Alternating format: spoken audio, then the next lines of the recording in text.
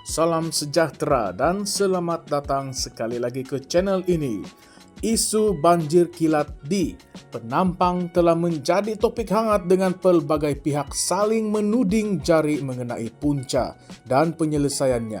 Baru-baru ini, Ketua Pemuda Gabungan Rakyat Sabah GRS Penampang, Datuk Caesar Mandela Malakun, mengkritik timbalan Presiden Parti Warisan Datuk Daryl Laking atas kegagalannya menangani masalah banjir semasa memegang jawatan sebagai wakil rakyat di kawasan tersebut. Mandela menegaskan bahawa Daryl, yang pernah menjadi ahli Parlimen Penampang dari 2013 hinggalah tahun 2022 dan Menteri Persekutuan dari tahun 2018 hingga 2020, tidak mengambil langkah proaktif untuk menyelesaikan isu banjir di kawasan itu. Beliau mempersoalkan tindakan Daryl yang kini menyalahkan kelemahan penyelenggaraan perparitan sebagai punca utama banjir kilat, sedangkan beliau sendiri tidak mengambil inisiatif semasa berkuasa. Mandela juga memuji ahli Parlimen Penampang semasa, Datuk Iwan Benedik, yang dilihat bekerja keras mencari penyelesaian terhadap masalah banjir yang telah lama berlarutan. Sebagai respon, Daryl Laking telah menyorakkan kebimbangan mengenai kemungkinan kenaikan harga barang akibat banjir besar yang melanda beberapa kawasan. Beliau menekankan bahawa kerajaan perlu memastikan harga barangan terkawal dan bekerja sama dengan komuniti peniaga untuk mengatasi masalah ini. Selain itu, Daryl menggesa penubuhan jawatan kuasa khas bagi mengkaji dan memberikan rekomendasi berhubungan dengan isu banjir di Sabah, menekankan bahawa isu ini perlu dilihat di luar konteks politik kerana ia melibatkan nyawa dan harta benda rakyat. Namun kenyataan Daryl ini menimbulkan tanda tanya. Jika beliau benar-benar ingin menyelesaikan isu banjir di Penampang, mengapa beliau tidak mengambil langkah sewajarnya semasa memegang jawatan menteri? Mengapa selepas tidak lagi berkuasa, barulah beliau menunjukkan keprihatinan mendalam terhadap masalah ini? Kritikan yang dilemparkan oleh Mandela bukanlah tanpa asas. Hakikatnya, sepanjang 10 tahun menjadi wakil rakyat, Daryl gagal membawa perubahan besar dalam isu pengurusan banjir.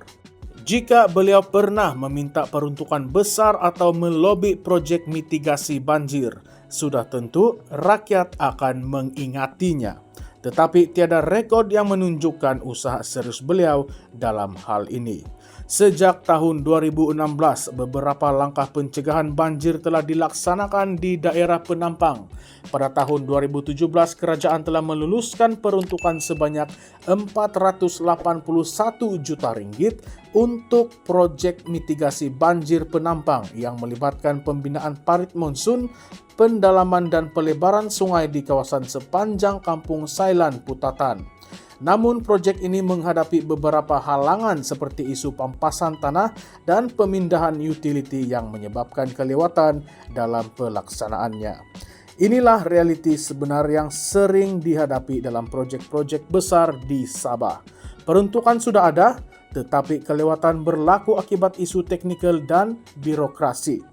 Maka jika Daryl ingin menyalahkan pihak lain kerana kelemahan penyelenggaraan perparitan, beliau juga perlu menjelaskan mengapa beliau tidak mengambil inisiatif untuk mengurangkan halangan-halangan ini ketika beliau masih berkuasa.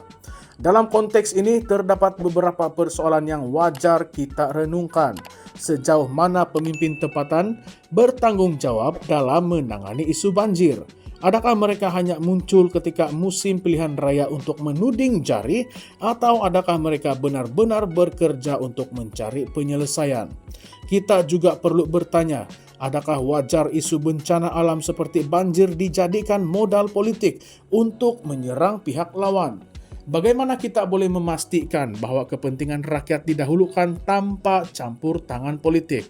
Selain itu, persoalan tentang kelewatan projek mitigasi banjir juga sangatlah relevan. Mengapa projek mitigasi banjir yang telah dirancang sejak 2016 masih menghadapi kelewatan? Adakah ini disebabkan oleh birokrasi, kekurangan dana, atau kekurangannya komitmen dari pihak berkuasa? Jika masalah ini berpunca daripada faktor teknikal, mengapa tiada usaha yang lebih agresif untuk menyelesaikannya? Peranan masyarakat dalam usaha mitigasi banjir juga tidak boleh dipandang remeh. Sejauh mana masyarakat setempat terlibat dalam usaha pencegahan banjir? Adakah mereka diberikan maklumat dan sumber yang mencukupi untuk membantu dalam usaha ini? Ada banyak kes di mana masyarakat setempat tidak diberikan pemahaman yang jelas tentang bagaimana mereka boleh membantu dalam mengurangkan risiko banjir. Contohnya, kesadaran tentang kepentingan menjaga kebersihan sungai dan perparitan masih lagi sangat rendah.